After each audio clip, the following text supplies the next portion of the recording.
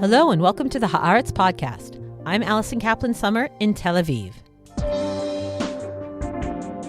Israel, the United States, and most of the world has been relentlessly focused on the war and the ceasefire negotiations with Iran and its effect on the oil markets and the world economy. But at the same time, history was being made in Europe.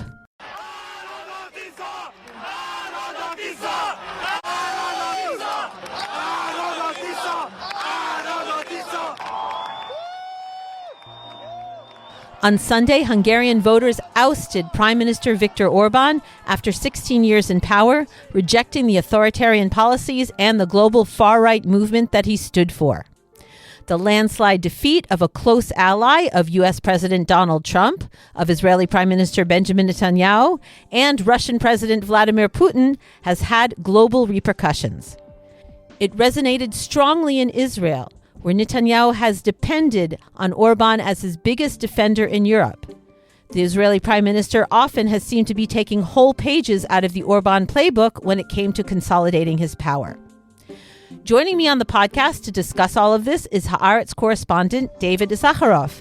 David is fresh off the plane from Budapest, where he covered the final days of the dramatic campaign, Election Day, and the aftermath.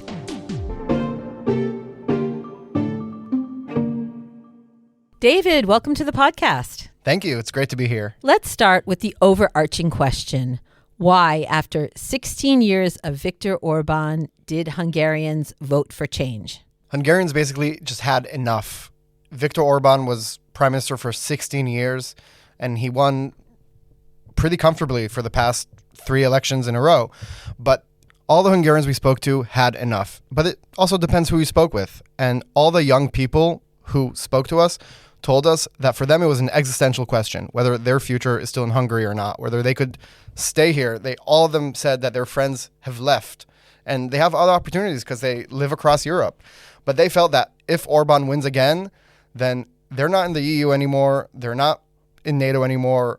Then they really felt like their home will be less, it won't be a place that they could live in and have kids and just enjoy life. But they're super patriotic. All the Hungarians we spoke to, all the youngsters, they're so like hipster and cool, but they were all like saying, I don't want to be in Berlin. I don't want to be in Paris. I want to be in Budapest. I really love my country. And I love my language. I love my culture. This is my home. They're super patriotic, the Hungarians, and they just wanted to stay. So the young people, it was amazing. Everyone said, one after the other, I can't stay here if Orbán wins. Let's listen to some of the voices of the young people that you spoke to at one of the last rallies right before the election took place. One word comes to mind when you think of Viktor Orbán. Asshole. Fucking bitch. It's not a democracy. I think it's halfway between a democracy and a hybrid regime. It's a beautiful country, a beautiful language. I love it so much. But the state of it right now, and if it doesn't change, I really can't see myself here. I don't want to leave this country. Many of my friends did, and I hope there will be no such situation where I have to leave this country. A lot of my friends want to leave, but I don't really want to leave because I can't live in another country where I can't speak my language or I can't live my culture. So I really want to stay in Hungary.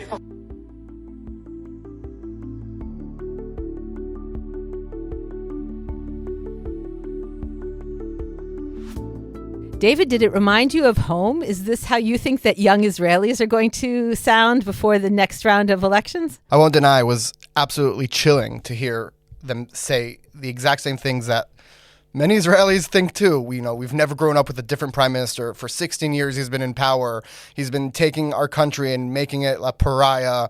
We don't feel part of the world anymore. People, it was like a copy-paste from what I hear from my friends in Israel. I have a very good friend of mine. He's expecting to be a father. He said, I don't know if I could raise my child here. I think I have to move if Netanyahu wins the election again. So it was very, very chilling to hear that. And it did remind me of home. But of course, Hungary and Israel are not the same place. It did feel that people just couldn't take it anymore. They couldn't take it anymore. And it was very clear that there's one leader who's running the show, one leader who has been in total control of this country. And for the first time in 16 years of his power, there was a formidable opposition to him. So contrast that with maybe what some of the older people you interviewed told you, because presumably many of them may have at some point voted for Orbán and supported him. Criticism, what was bothering them that made them vote against him, as opposed to the young people who, it sounds like because they were very Europeanized and wanted to be close to the EU. What did the older people say? So the older people was actually interesting because there were like some older people, like old liberals, who said, we were with Orbán in the end of the 80s. And we supported him when Fidesz, his party, was like a liberal, young, progressive like party against communism. When it became, after communism in Hungary, Orbán led this sort of almost liberal revolution, and he was someone else. And they said, we were with him back then. And then, like, you have other people who are older who said, yeah, we once voted for him, but not anymore. Really, the last few years, people have had enough, and they really, really felt. And what was the biggest issue for all the older people we spoke to was corruption. Everyone said, corruption, they're stealing our money. And people really felt how Orbán's corruption is hurting their pocketbooks, how they just don't have proper public services. They don't have doctors. They don't have pensions. They don't have a swimming pool because of corruption. They can't find money, but like the local councils are taking in families. The deputy mayor could just like put their whole family on the board of a local council and just not give away any money for public services. So people felt corruption. In 2024, there was a huge scandal which involved a presidential pardon for someone who kind of covered up a pedophilia case. And for many people, that was a watershed moment in where they understood that this country, Fidesz is running it, is just immoral. Their corruption is immoral, and it hurts them personally. It was very personal for many Hungarians. Where was the Jewish community in all this? On one hand, we obviously know how close and how supportive Orbán and his regime was to the Israeli government. On the other hand, I remember not that many years ago, there were a lot of accusations of anti-Semitic content and tone in his campaign against Hungarian-American billionaire George Soros. Absolutely. So the Jewish community obviously has a very mixed reaction to the election and to Orbán's downfall. And you could see that Orbán supported Netanyahu because it was a far-right leader with a far-right leader. And they have the same ideology. I spoke to this like gardener from this small town, and he was just like, just a regular guy, 25-year-old. He said, Orbán, he doesn't really like Israel. He just likes dictators. And to explain why Orbán was so connected to Netanyahu. But he didn't really have any affinity to Israel. And some Jews I spoke to who were very happy to see his downfall said that Orbán's support for Jews was limited. He only supported right-wing Jews. He had very, very, very close ties to Chabad and actually gave them money that other Jewish communities didn't. So the establishment of the Jewish community, which isn't Chabad, was actually pretty happy that he fell. They were kind of like cautioning that maybe this pro-Israel stance that he had needs to remain by his successor, which generally would, but not in the way that benefits Netanyahu personally or Israel's far-right agenda. So let's talk about his successor, Péter Magyar. What were your impressions of how he managed to leverage discontent with the status quo to his advantage in the way that his previous opponents of Orbán did not over the past 16 years? And how did he craft his message, especially given that he was a former Orbán loyalist and colleague? Magyar's story is incredible. He appeared on stage 2 years ago. He was plucked out of anonymity, and he was able to capitalize on the people's discontent towards the government and its corruption. And he led an incredibly populist tone. I think one of the interesting lessons in what Magyar did was he understood that you have to fight populism with populism. So he said, there is a mafia state. There is a corrupt ring of leaders who are stealing money away from you. He made people feel why they are directly affected by Orbán's corruption. And he just went town by town by town. I saw him 48 hours before the election in this small town outside of like 30 miles outside of Budapest. And that was like his second out of 6 stops in one day. And he comes with jeans, sneakers, like a slick fleece. He's young. He radiates energy. Comes with like his flag. He's like waving the flag like up and he's speaking in incredibly, incredibly patriotic language that in a way makes sense because he's leading a center-right party, and he himself is pretty much conservative, and he really believes he has faith in God, and he mentions God. And he says the homeland is above all and mixes very romantic language from the 1848 revolution. I mean, he's just taking all of the Hungarian patriotism and just splashing it on everyone while saying we need to take down this corrupt, vile, inhumane mafia that is running us. Orbán was widely considered to be the leading edge of an international wave of authoritarian tendencies. Both clearly, Netanyahu in Israel and Donald Trump in the United States seem to have been kind of inspired and informed by his playbook, eliminating gatekeepers, consolidating their power. Trump presumably can't run for re-election if he decides to follow the rules. You never know. But in Israel, where we do have an election coming up, as we've mentioned, what lessons do you think that the Israeli opposition can learn from the Hungarian experience? Do you think it shows that Israeli opposition needs to look to the center-right and to populism in order to counter their center-right populist prime minister who seems to have been around forever? Well, I don't know if Netanyahu is center-right anymore. I mean, he began center-right much like Orbán did in a way, and then she totally pivoted to the far right. So Israel's opposition is center-right. There's no way around it. And what they need to do, you're absolutely right. They need to adopt this populist tone. They can't only comment on what Netanyahu is doing. They need to run over him, and they need to call him by the name, say what he did, explain to people how it affected their lives. And in Israel, people in Israel went through so many worse things. I don't want to compare, obviously, because it's different experiences, but going through October 7, going through the war, going through more war in only 3 years, they really could and should capitalize on that and explain to people how this affected their lives, how corruption, how an assault on democracy has made them worse off just because there's like this gang in power which is trying to save itself. Another thing in Hungary is that young people are pretty liberal. They want to be part of Europe. That's exactly what they wanted. They didn't want Russia. They wanted Europe. They wanted to be very liberal. They wanted democracy. In Israel, young people are pretty far right. They grew up in this ecosystem of war and under this very far right narrative. So the opposition needs to the Israeli opposition needs to explain to young people that it needs to offer a clear path. And when it's just sounding like Netanyahu, when it comes to Gaza, when it comes to the Palestinians, then young people will say, I'll just vote for the original. I mean, Netanyahu makes me feel more safe, even if he led us to this terrible, terrible crisis. So the opposition needs to learn from the Hungarians, that they need to learn to be able to say what they're for and not just what they're against, because it's very easy. Okay, yeah, of course you're against Orbán. Of course you're against Netanyahu, but what do you want? What is a way forward to make me feel safer? Is it through peace? Is it through diplomacy? People need to know that there is a different path that they could take that is like also what yes and not just what no. So do you think watching the Hungarian experience has changed who you believe the opposition should try to rally around to lead the charge against Netanyahu in the next election? I don't know what to say because, obviously on a personal note, I'm not a huge fan of Naftali Bennett, and everyone's like comparing, okay, here's like a conservative who was once with Netanyahu who's running against him.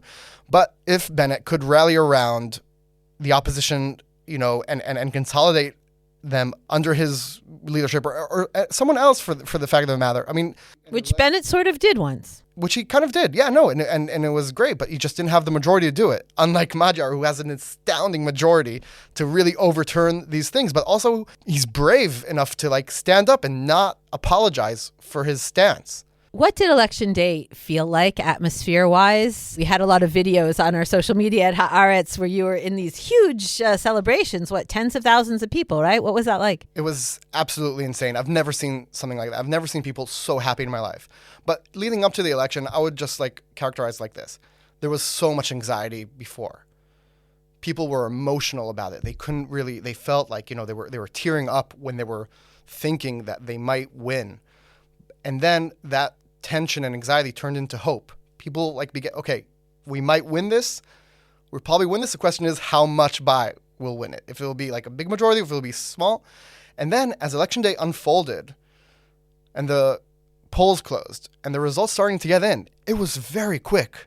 Orbán conceded within an hour. people were shocked. People stayed at home. They didn't come yet because they didn't want to celebrate. And people were shocked by how quick it fell. People were like, sure, Orbán will try to play dirty, will try to contest the elections. But the fact of the matter is it was too big to rig. So from tension to hope, then came total ecstasy that I've never seen people before. Just dancing, young, old, together, totally, drunk, empty bottles all over. Everyone's with beer. I tried to get some beer, and it was just like they said, like, when it was my turn after standing for 20 minutes, there's no more beer anymore. Blah, blah, blah. It was just amazing to see people just so happy that they feel like they could live another day in their home, that they just they fought for their home and they won it. Let's listen to one of your interviewees at that celebration, a young Hungarian named Balázs. 4 years ago, when we lost the last election, I was so heartbroken. I thought this would take like 20 years. And 4 years later, here we are celebrating in the streets. I'm so fucking happy, I can't even tell you, man. Like, I remember being like 4 years old and like running in the kindergarten, but I wasn't thinking at all back then. I was just a kid.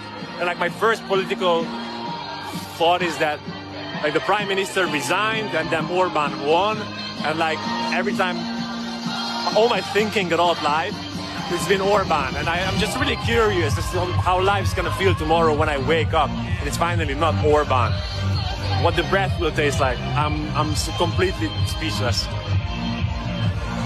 Last year I spent a year in the Netherlands, in Amsterdam, and I always wanted to live in Hungary, but this makes it so much easier to actually want to live in Hungary, you know?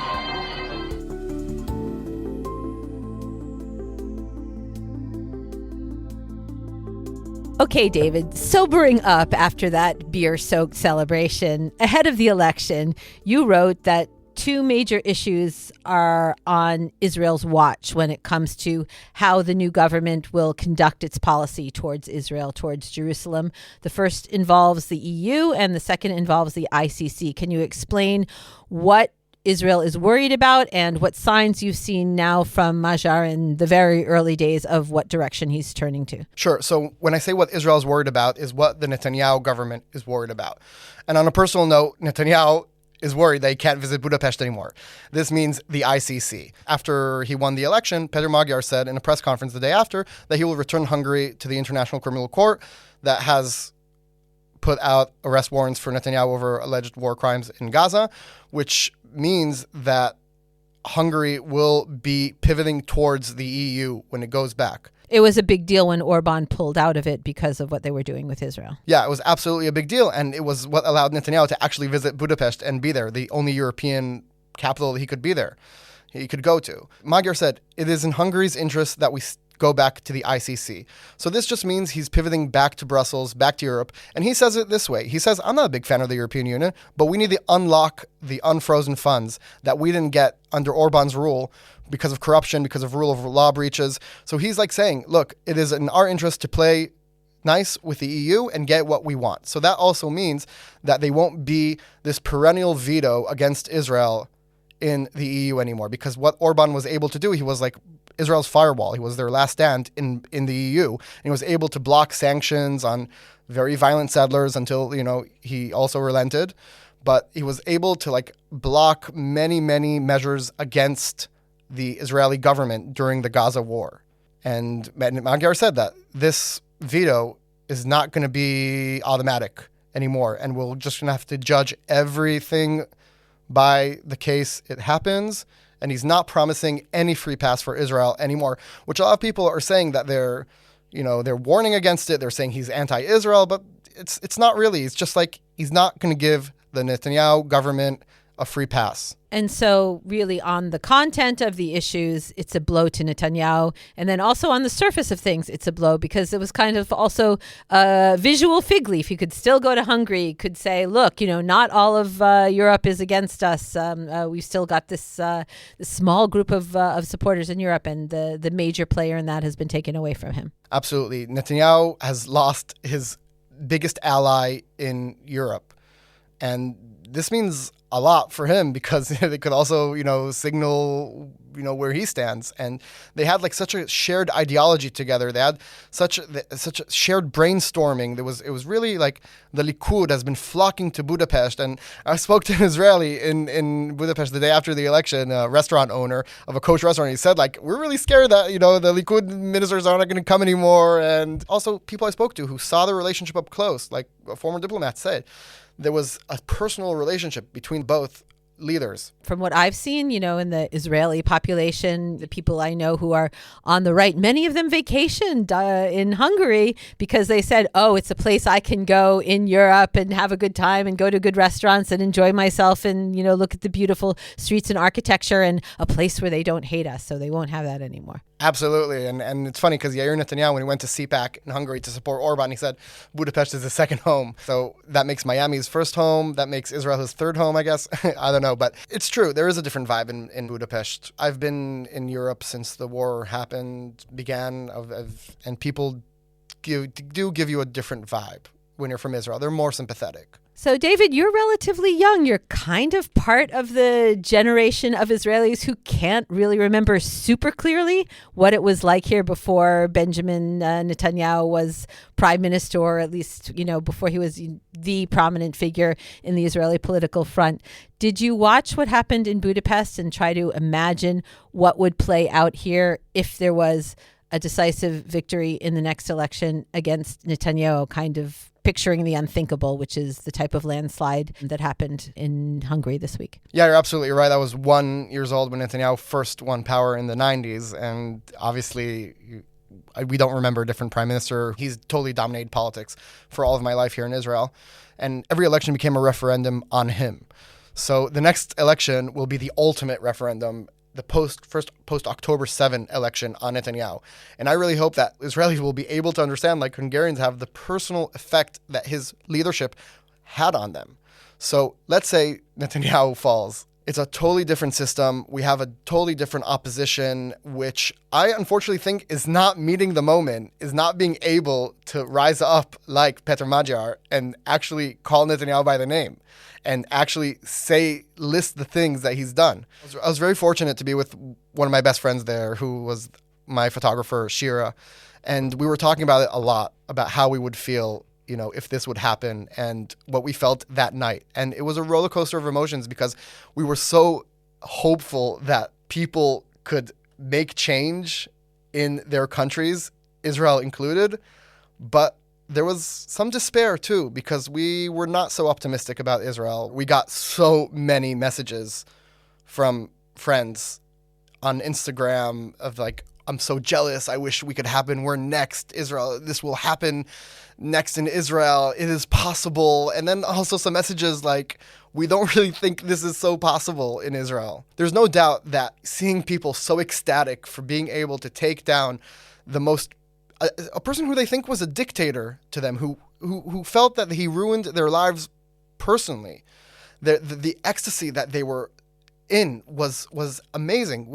I can't even find the words still to explain it. I'm on the skeptical side because I feel like the issues here are so much harder. This situation here in Israel is different. I mean, Orbán was, it was a spin, but he said he was for peace. And in Israel, you can't be for peace. It repels voters. There's no wide movement that actually believes that it could be a bit better here. People are in such state of despair. And the Hungarians did give hope because they did say, like, when he won last election, we were there. We were at the bottom of the hole and we climbed out. And I really, really hope that this could happen. There's nothing else I could do but really hope. Like the Hungarians, that is the main lesson. That is the main lesson, to be able to actually turn that anxiety into hope and then celebrate when you win. Well, it's good to remember that anything is possible. And I think the Hungarian election was a good reminder for us. David Issacharoff, thank you so much for coming on the podcast and for your great reporting across all of the Haaretz platforms and on our social media. The videos were very cool. If anyone hasn't looked at them yet, they should check them out. Thank you so much, Allison. It was great talking to you.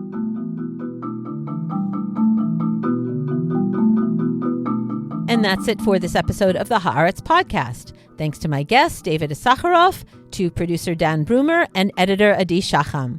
If you want to keep listening to our podcast and never miss an episode, subscribe to us on Apple or on Spotify or wherever you get your podcasts.